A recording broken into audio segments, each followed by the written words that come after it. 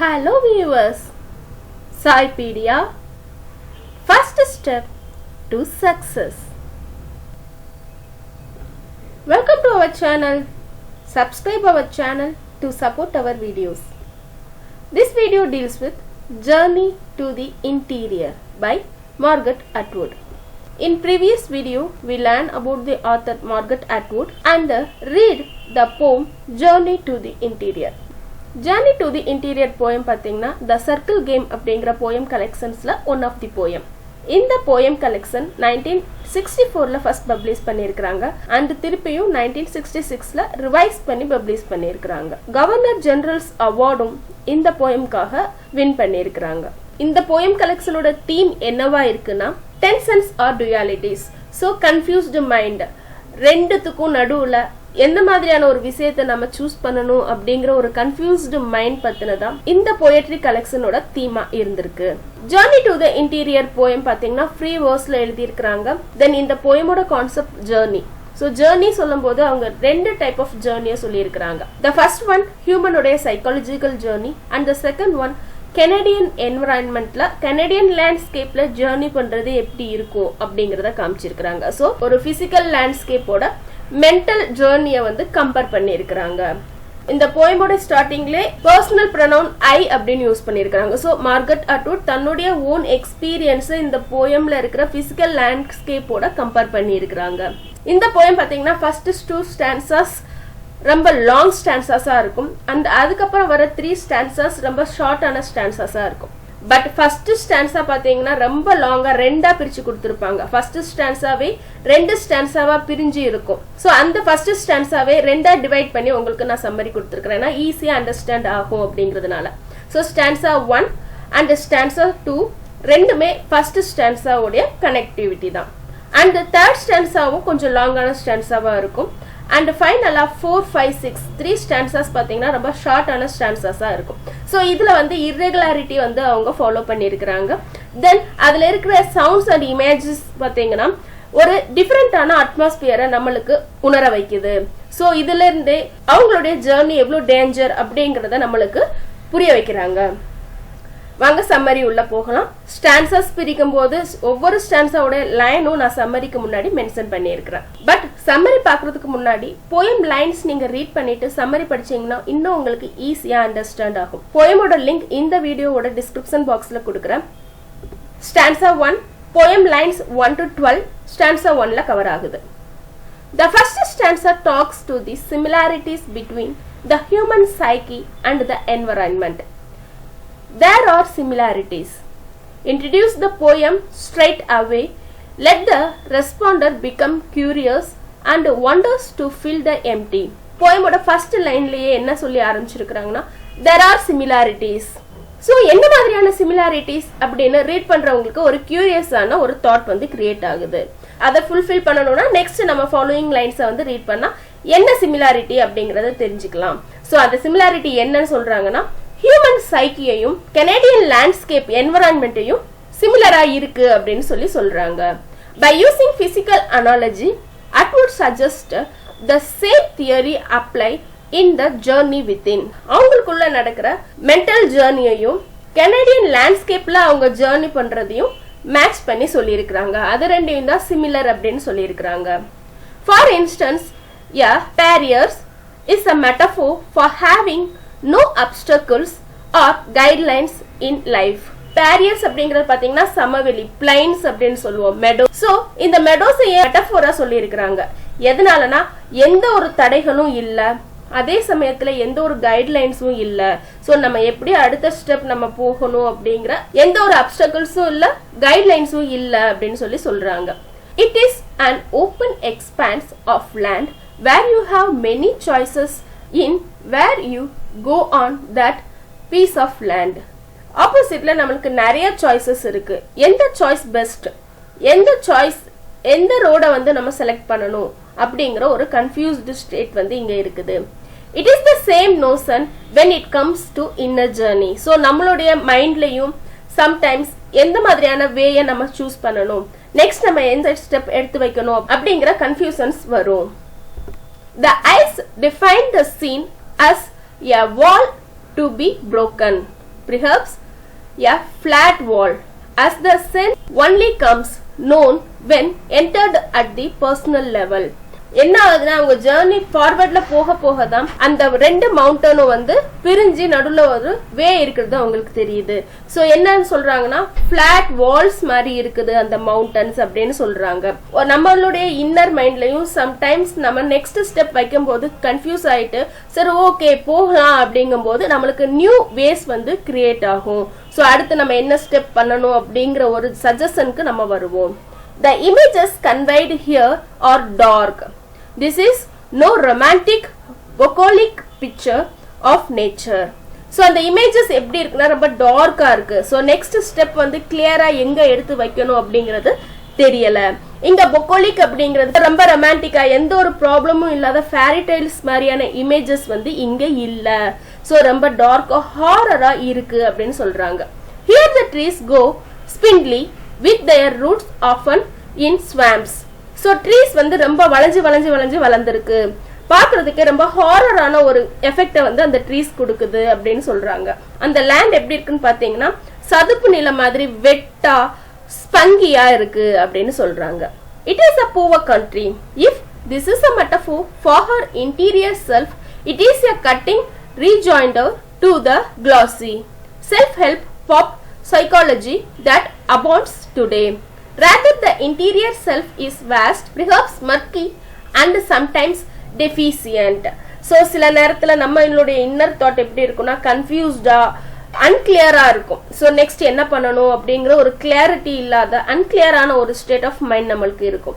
So மர்க்கி அப்படிங்கிறது புகமூட்டமா next ஒண்ணுமே தெரியாத மாதிரியான ஒரு விஷயம். ஸோ இங்கேயும் கெனடியன் லேண்ட்ஸ்கேப்பையும் அவங்க புகமூட்டமா ஒண்ணுமே தெரியல நெக்ஸ்ட் அப்படிங்கிற மாதிரி சொல்றாங்க.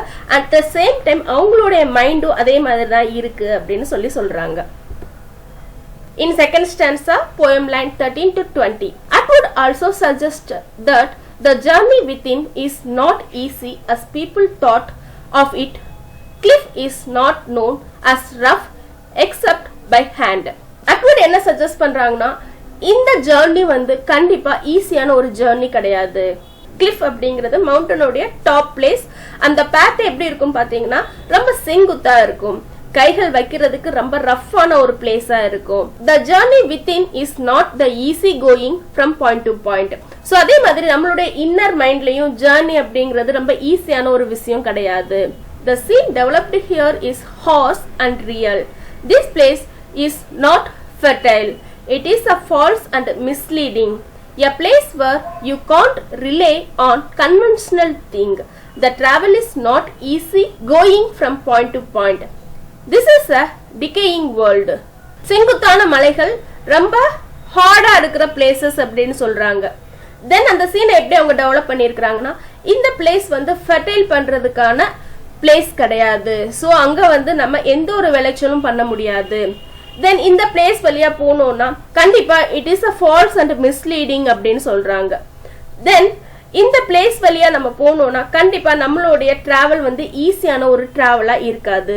இந்த பிளேஸ் எப்படி இருக்குன்னா ஒரு டிகேயிங் வேர்ல்டு, அழிஞ்சு போன டீகம்போஸ்டான ஒரு வேர்ல்டு மாதிரி இருக்கு அப்படின்னு சொல்றாங்க. A dotted line on a map implies a similar idea with the romantics that human potential cannot be mapped. Science cannot explain human condition. So dotted lines அப்படின்னு சொல்லியிருக்கிறாங்க. ஸோ மேப்ல டாட்டட் லைன்ஸ் அப்படிங்கிறது நம்ம நார்மலா பாக்குற ஒரு விஷயம். பட் இங்க ஹியூமன் இன்னர் ஜர்னில டாட்டட் மேப்ஸ் அப்படிங்கிறது கண்டிப்பா சைக்காலஜிக்கலா கூட ஹியூமனோடைய கண்டிஷன்ஸை எக்ஸ்பிளைன் பண்ண முடியாது.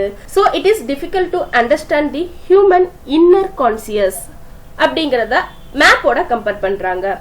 Although that the process of discovery is not easy, but there is happiness and joy at the same time. So just அந்த மேப் வச்சிட்டு எந்த ஒரு விஷயத்தையும் நம்மளால டிஸ்கவர் பண்ண முடியாது. பட் அங்க வந்து ஹாப்பினஸ் அண்ட் ஜாய் வந்து இருக்குது அப்படின்னு சொல்றாங்க. Light and dark at the same time. So light and dark ரெண்டுமே ஒரே டைம்ல இருக்கு அப்படிங்கிறது தான் நம்மளுக்கு கஷ்டமும் சந்தோஷமும் ரெண்டுமே சேம் டைம்ல இருக்கும் அப்படிங்கறதோட கம்பேர் பண்றாங்க. At the end of this stanza 1, Atwood suggests when it comes to the discovery of oneself, journey is the destination.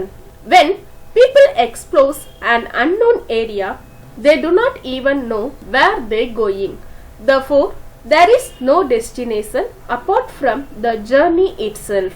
Next, Atwood என்ன சஜஸ்ட் பண்றாங்கன்னா, நம்மளுடைய இன்னர் ஜர்னின்னு வரும்போது டெஸ்டினேஷன் அப்படிங்கிறது எப்படி இருக்கும்? நம்மளுடைய மென்டல் ஜர்னில எந்த ஒரு டெஸ்டினேஷனுமே இருக்காது.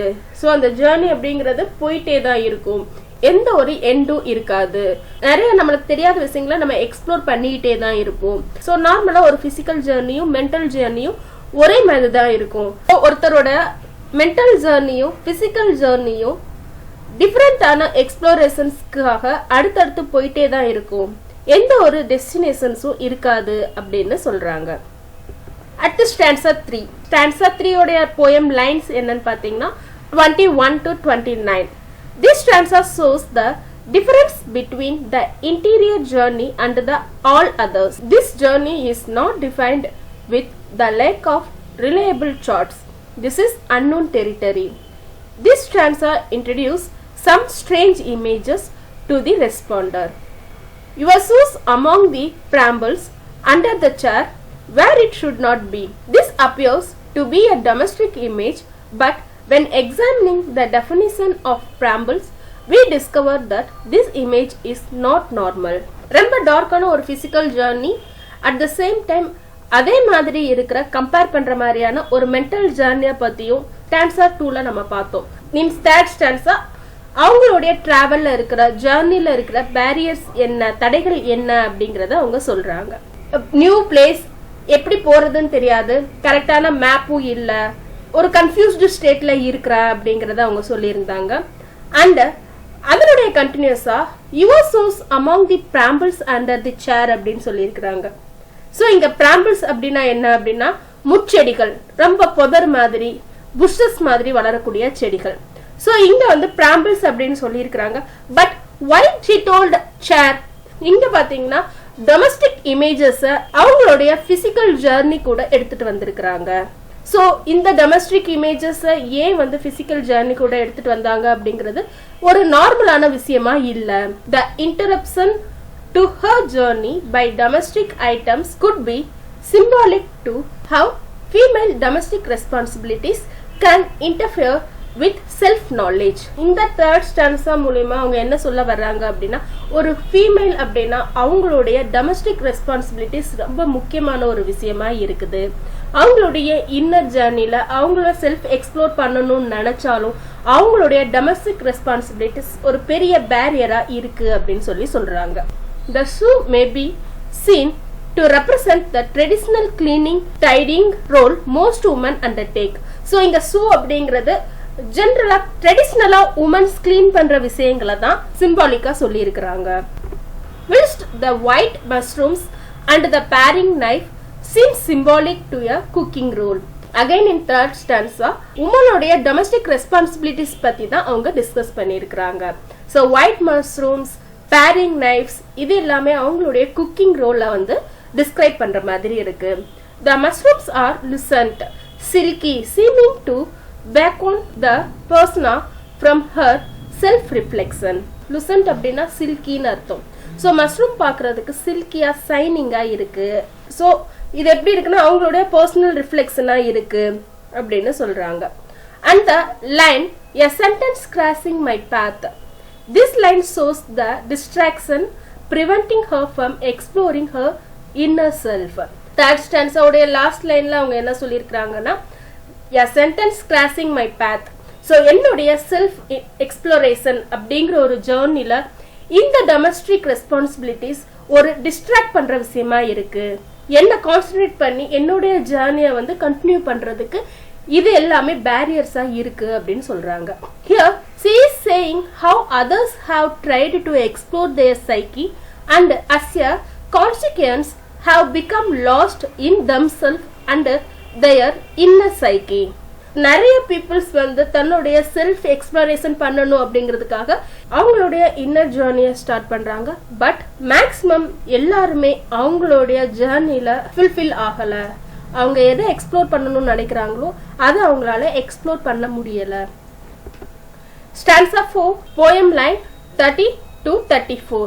இந்த ஸ்டான்ஸாவோட ஸ்டார்டிங் பாத்தீங்கன்னா போயட்டஸ் அகைன் தன்னை பத்தின எக்ஸ்ப்ளோரேஷனை ஸ்டார்ட் பண்ற மாதிரி சொல்லியிருப்பாங்க. அகைன் நான் அதே சர்க்கிள்ல தான் நடந்துட்டு இருக்கிறேனா அப்படிங்கறத அவங்க சொல்லியிருப்பாங்க. The asset have I been walking in circles again echoes the often heard cry that women's traditional domestic chores are recurring and never end. இங்க போயட்டஸ் என்ன சொல்றாங்க அப்படின்னா உமனுடைய ட்ரெடிஷனல் டொமஸ்டிக் ரெஸ்பான்சிபிலிட்டிஸ் அகைன் வந்துகிட்டே தான் இருக்கு, அதுக்கு எந்த ஒரு எண்டிங்கும் இல்ல, திரும்ப திரும்ப அவங்களுடைய லைஃப் லாங் அந்த விஷயங்களை அவங்க பண்ணியே ஆகணும் அப்படிங்கிற மாதிரி இருக்கு. சோ திரும்ப திரும்ப அவங்க ஒரே சர்க்கிள்ல ஜர்னி ஆகுற மாதிரியான ஒரு ஃபீல் அவங்களுக்கு கிரியேட் ஆகுது. The sentence crossing her path that she was sure I passed yesterday seems symbolic to the repetitive request of family in the domestic lives of women. So yesterday நான் pass பண்ண இதே வழியில அப்படின்னு சொல்லியிருப்பாங்க. So இந்த sentence அவங்களுடைய domestic ஒர்க்ஸை again அவங்க செய்யறதை தான் மென்ஷன் பண்ணியிருக்கிறாங்க. This use symbol of traditional women's role shows the ties and demands that make it difficult to remain focused on the journey of self-exploration. உமனோடைய ரோல் சொசைட்டில எப்படி இருக்கு அப்படின்னா அவங்களுடைய டொமஸ்டிக் ரெஸ்பான்சிபிலிட்டிஸ் அதிகமா இருக்கு. ஸோ அவங்க தான் அதை செஞ்சு ஆகணும் அப்படிங்கிற ஒரு சுச்சுவேஷன்ல அவங்க இருக்கிறாங்க. இது அவங்களுடைய செல்ஃப் எக்ஸ்ப்ளரேஷனுக்கு தடையான ஒரு விஷயமா இருக்கு, அவங்களால அதை கான்சியஸா பண்ண முடியல, டிஃபிகல்ட்டா இருக்கு அப்படின்னு சொல்றாங்க. She knows she must not take her journey too serious because the danger many have been here but only some have returned safely. இந்த ஜேர்னியை ரொம்ப சீரியஸா எடுத்துக்க கூடாது. எதனாலனா நிறைய பேர் இந்த ஜேர்னில திருப்பி சேஃபா ரிட்டர்ன் ஆகல. சோ இது ஒரு டேஞ்சரான ஜேர்னி, இதை ரொம்ப சீரியஸாவும் நம்ம எடுத்துக்க கூடாது அப்படின்னு சொல்றாங்க. Stanza 5 poem line 35 to 40. The person realizes nothing is reliable to direct in an inner journey. So நம்மளுடைய இன்னர் ஜேர்னில நம்ம கண்டிப்பா எந்த ஒரு விஷயத்தையுமே ரியலைஸ் பண்ண முடியாது. Traditional navigational tools will not work. Traditional navigation டூல்ஸும் யூஸ்ஃபுல்லான ஒரு விஷயமா இங்க இல்ல. A compass is useless and the sun is too erratic to be used. So இங்க வந்து காம்பஸும் யூஸ்லெஸ் அப்படின்னு சொல்லிட்டாங்க. ஏன்னா காம்பஸ் வச்சுட்டு நெக்ஸ்ட் எந்த வேலை ஜேர்னி பண்ணணும் அப்படிங்கறது கிளியரா தெரியல. தென் சன்னும் எராட்டிக்கா இருக்கு. சோ சன்னுமே ஸ்டடியா இல்ல அப்படின்னு சொல்றாங்க. Even speaking is pointless as there seems no one to respond. So நம்ம பேசியும் பயன் இல்ல, ஏன்னா யாருமே ரெஸ்பாண்ட் பண்றதுக்கு அந்த இடத்துல இல்ல. The text also implies that physical journeys are actually easier than journeys within. So இங்க என்ன சொல்ல வராங்கன்னா பிசிக்கல் ஜேர்னி கூட நம்ம ஈஸியா கடந்து வந்துடலாம். மென்டலா நம்மளுடைய ஜேர்னி இன்னர் ஜேர்னி அப்படிங்கிறது ரொம்ப கஷ்டமான விஷயம், அது நம்மளால கடந்து வரவே முடியாது அப்படின்னு சொல்றாங்க. Without any guidelines from maps, sun or even other people on internal journeys are alone. So internal journeyல peoples வந்து தனியா தான் ஜேர்னி பண்ணி ஆகணும். சோ அங்க வந்து எந்த ஒரு கைட்லைன்ஸும் இல்ல. Vacant wilderness is used in the poem suggesting people are alone when making their decisions, as in a vacant wilderness no one will hear you calling. Vacant wilderness அப்படின்னா என்ன அப்படின்னா uncultivated unsettled place, யாருமே போகாத ஒரு இடம். So அந்த இடத்துல போயிட்டு நம்மளுக்கு யாராவது சஜஷன் கொடுப்பாங்களா அப்படின்னா கண்டிப்பா இருக்க மாட்டோம். சோ அந்த பர்சன் தனியா தான் அதை ஃபேஸ் பண்ணி ஆகணும். அந்த பர்சன்ஸ்க்கு ரெஸ்பான்ஸ் பண்றதுக்கும் யாரும் கிடையாது, கைட் பண்றதுக்கும் அந்த பிளேஸ்ல யாருமே இருக்க மாட்டாங்க. Stanza 6 poem lines 41 to 44. The final paragraph shows journey's difficulty. So இதுதான் இந்த போயமோட லாஸ்ட் ஸ்டான்ஸா. அந்த ஜர்னி எவ்வளவு டிஃபிகல்ட் அப்படின்னு இந்த ஸ்டான்ஸால எக்ஸ்பிளைன் பண்ணியிருக்கிறாங்க. Another example, at the author's desperation to escape the seriousness of her inner world. Whatever I do, I must keep my head. This is a dangerous journey. I know it is easier for me to lose my way forever here than in another landscapes. The only thing one can do is to keep one's head to remain cool. இந்த ஸ்டான்ஸால ஜர்னியோட seriousness அவங்க சொல்லியிருக்கிறாங்க. எந்த மாதிரியான ஒரு டேஞ்சரான ஒரு சுச்சுவேஷனா இருக்கலாம், so நம்மளுடைய மைண்டை காமாக வச்சுக்கணும். I must keep my head. So நான் என்னுடைய மைண்டை கூலாக வச்சுக்கிட்டேன்னா எந்த மாதிரியான ஒரு மென்டல் ப்ராப்ளமாக இருந்தாலும் என்னால் ஈஸியாக ஃபேஸ் பண்ணி அதை கடந்து வர முடியும் அப்படிங்கிறது தான் இந்த ஸ்டான்ஸால சொல்லியிருக்கிறாங்க. ஸோ எப்போவுமே என்னோட மைண்டை நான் கூலாக வச்சுக்கணும் அப்படிங்கிறத இங்கே எக்ஸ்பிளைன் பண்ணியிருக்கிறாங்க. Not only does the journey matter over the arrival at the end, but also journey to the interior is implying that some journeys may never get to an ending. பிசிக்கலா நம்மளுடைய ஜேர்னிக்கு கண்டிப்பா ஒரு எண்டிங் அப்படிங்கிறது இருக்கும். But நம்மளுடைய mental ஜேர்னிக்கு எந்த ஒரு ending பாயிண்ட்டும் கிடையாது. This also proposes the fact that endings are not achievable without the journey and may not even come to pass if the journey is ongoing. நம்ம எந்த ஒரு ஜேர்னியும் ஸ்டார்ட் பண்ணாம அதனுடைய எண்டிங் பாயிண்ட்டையும் நம்மளால அச்சீவ் பண்ண முடியாது. ஸோ மென்டல் ஜேர்னி அப்படிங்கிறது ongoing. அந்த ஜேர்னியை நம்ம எப்படினாலும் பண்ணியே ஆகணும். தேங்க்ஸ் ஃபார் வாட்சிங். If you want any other summaries, comment me. Happy learning.